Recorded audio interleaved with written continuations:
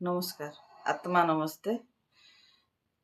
आपण जदि सुस्थ सुंदर एवं खुशी रहा चाहते डिप्रेशन रु मुक्त होगा चाहते ताले आपण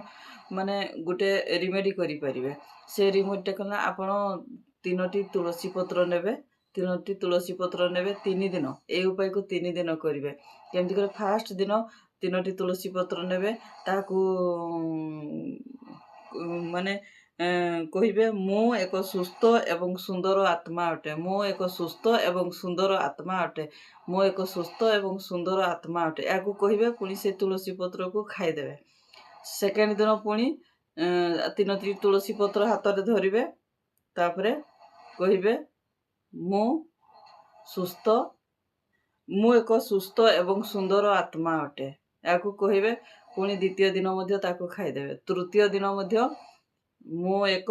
सुस्थ एवं सुंदर आत्मा अटे या कहिबे